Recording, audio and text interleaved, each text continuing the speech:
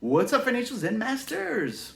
Okay, today we're gonna dive deeper into Tony Robbins' book on money. I got two concepts to give to you. But first, welcome to the Financial Zen channel. The big question is, how can you, a super successful, hardworking professional with all sorts of responsibilities and obligations, how can you quit your 9-to-5 grind so you can go pursue your passion while still providing for you and your family? That's the question. I got your answers. I'm Rick Valenzi, a certified financial planner, the founder of Financial Zen, and your guide. All right, so we're diving into Tony Robbins' money book, which came out, I don't know, I think it was about 5 years ago now. And in the second chapter is kind of just a setup for the rest of the book. But there are 2 points in here which I think are really worth speaking to. The first one is you got to be paying attention. This is not your parents' world. This is a whole new generation. An article, here's quoting from the book, an article titled "It's a 401k World," Thomas Friedman, the New York Times columnist and best-selling author, wrote, "If you're self-motivated, wow, this world is tailored for you. The boundaries are all gone. But if you're not self-motivated, the world will be a challenge because the walls, ceilings, and floors that protected people are also disappearing. There will be fewer limits, but also fewer guarantees. Your specific contribution will define your specific benefits much more. Just showing up will not cut it." And here's what he's talking about. Our parents' generation, actually our grandparents' generation, and a portion of our parents' generation grew up with pensions, right? What did the working world look like back then? You worked for a company. If you're a good worker, you stayed at the same company, maybe your entire career. You built up a nice fat pension, which is where they just pay you income for the rest of your life once you retire. And then you retire, you get paid your pension plus Social Security, and you sip lemonade on your front porch and enjoy the rest of your life. What happened in the 80s is they came out, actually it was the late 70s, but it came into popularity in the 80s. They came out with the 401k, which fundamentally shifted how all of us get money, get income, generate income for our retirement years, right? Once upon a time, before then it was, hey, my company's going to take care of me. I got nothing to worry about. I don't have to know about investing. Most people didn't.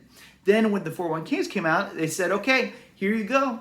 Do what you want with it. It's all yours. If you can do better than the pension, great. If you can't, sorry, tough luck.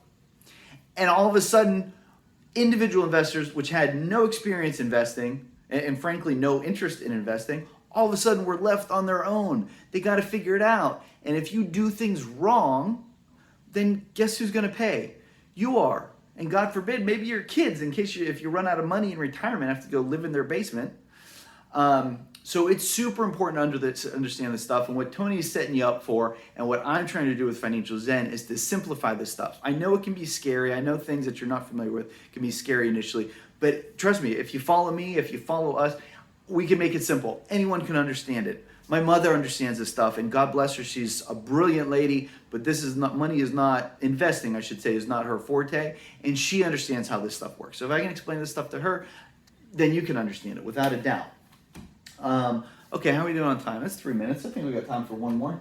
Okay, there's one more in here that I wanted to highlight.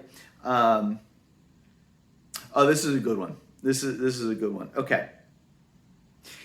In countries, quoting from the book, in countries with the lowest donor rates, like Denmark, there's a small box that says, check here if you want to participate in the organ donor program. In countries with the highest rates, like Sweden, the form says, check here if you don't want to participate in the organ donor program. That's the secret. Nobody likes to check boxes. It's not that we don't want to donate our organs. It's that little bit of inertia makes all the difference in the world. Now, as that relates to money lessons for you, is automate everything. It's all about good financial habits. And the less you have to think about saving and investing, the more successful you'll be. Don't force yourself to check the box at the end of each month and say, okay, well, we got to move whatever's left into our investment account.